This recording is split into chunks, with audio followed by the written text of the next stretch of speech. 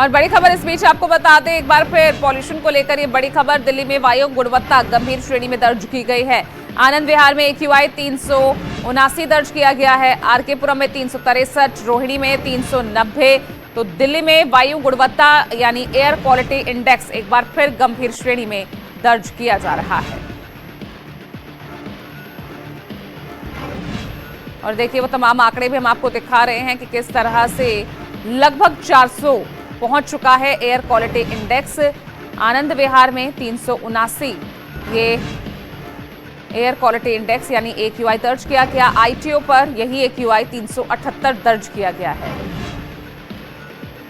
यानी 350 के पार ही हर जगह दिख रहा है। लगभग 400 पहुंच चुका है गंभीर श्रेणी में। लोगों को खासी दिक्कतें, स्वास्थ्य से जुड़ी जो तमाम समस्याएं हैं, अब लोगों को उनसे दो चार होना पड़ रहा है।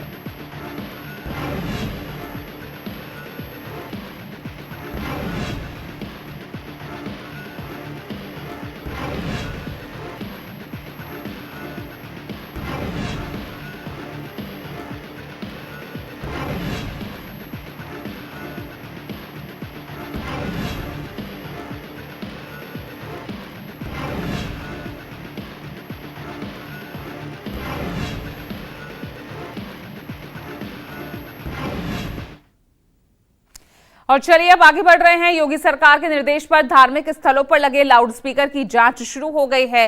DGP मुख्यालय ने यहां सभी जिलों को आदेश पारित किया। आदेश के बाद प्रदेश भर में मंदिरों और मस्जिदों में निरीक्षण अभियान चलाया जा रहा है। प्रयागराज के बाद अब राजधानी लखनऊ में भी पुलिस ने अभियान तेज कर दिया है।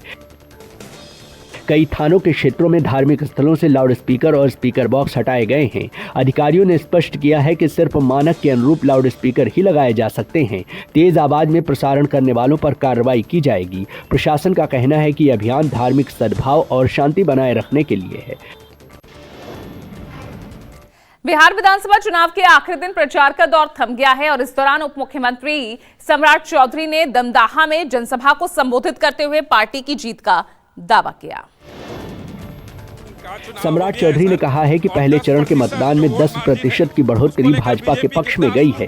सम्राट चौधरी ने दावा किया कि जनता ने प्रधानमंत्री नरेंद्र मोदी और नीतीश कुमार पर भरोसा जताया है। 25 से 30 फिर से नीतीश ने कहा 2025 से 2030 तक फिर से नीतीश कुमार मुख्यमंत्री रहेंगे। बीजेपी और JDU गठबंधन को लेकर कोई कंफ्यूजन नहीं है, माहौल पूरी तरह साफ है। सम्राट चौधरी ने विपक्ष पर भ्रम फैलाने का आरोप लगाया।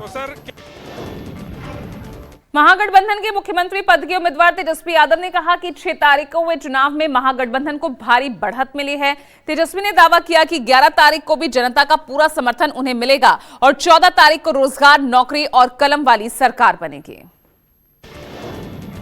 तेजस्वी ने विकासशील इंसान पार्टी के प्रमुख मुकेश सहनी से मतभेद की बात को पूरी तरह खारिज कर दिया। उन्होंने कहा कि इंडिया गठबंधन के साथ पूरा बिहार खड़ा है, इस सरकार का जाना तय है। तेजस्वी ने चुनाव आयोग पर सवाल उठाते हुए कहा कि महिला और पुलिस कर्मियों के मतदान का डेटा क्यों नहीं जारी किया गया। तेजस्वी ने कहा कि भाजपा नेता एक साथ प्रचार करते हैं जबकि महागठबंधन के नेता आपसी तालमेल से प्रचार कर रहे हैं। तेजस्वी यादव ने अमित शाह पर गंभीर आरोप लगाए हैं। उन्होंने कहा कि पहले चरण के मतदान के बाद NDA खेमे में भारी मायूसी का माहौल है। हार के डर से गृह मंत्री अधिकारियों पर दबाव बना रहे हैं। तेजस्वी यादव ने आरोप लगाया कि गृह मंत्री होटल के CCTV बंद कर बैठकें कर रहे हैं। तेजस्वी ने कहा कि ED के शिकंजे में फंसे भ्रष्ट अधिकारी विपक्षी कार्यकर्ताओं को वोटिंग के दिन तक डिटेन कराने के निर्देश दे रहे हैं।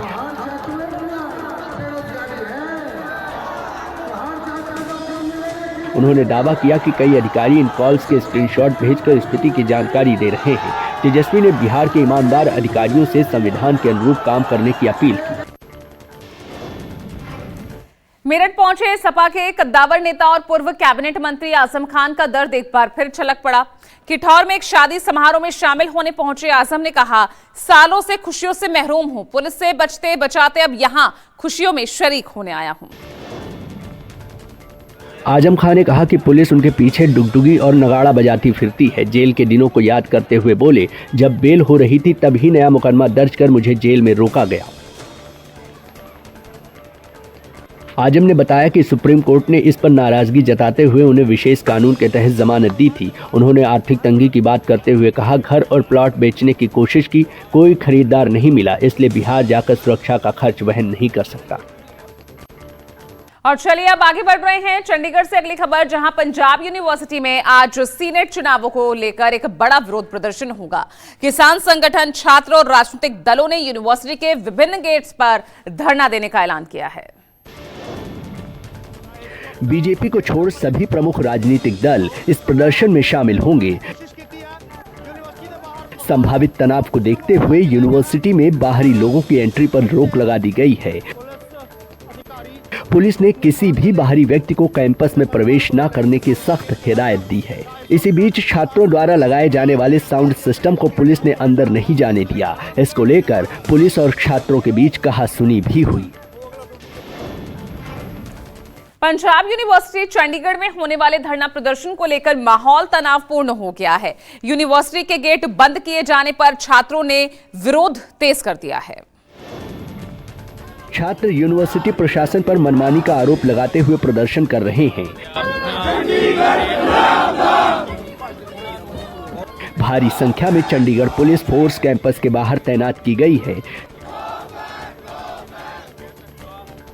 2 नंबर गेट को बंद किए जाने की चर्चा के बाद स्थिति और गरमाई। प्रशासन स्थिति पर नजर रखे हुए है और किसी भी अप्रिय घटना से निपटने की तैयारी में है। अधिकारियों ने सरकार पर AQI डेटा छिपाने और ठोस नीति न बनाने का आरोप लगाया। लोगों का कहना है कि वास्तविक प्रदूषण स्तर से कम आंकड़े दिखाए जा रहे हैं। सुरक्षा के मद्देनजर पुलिस ने पूरे इलाके को अस्थायी रूप से बंद कर दिया। इस दौरान दिल्ली पुलिस ने प्रदर्शनकारियों को हिरासत में लिया। पुलिस के मुताबिक इस प्रदर्शन के लिए किसी तरह की अनुमति नहीं ली गई थी। अयोध्या में इनमा के ने सनातन धर्म अपनाकर हिंदू रीति रिवाज से अभिषेक संग व्यवहार रचाया। राम जानकी मंदिर में दोनों ने भगवान को साक्षी मानकर एक दूसरे का साथ निभाने की शपथ ली। अभिषेक ने कहा कि शादी आपसी सहमति और स्वेच्छा से की गई है। महक ने भी कहा कि यह विवाह बिना किसी दबाव के हो रहा है।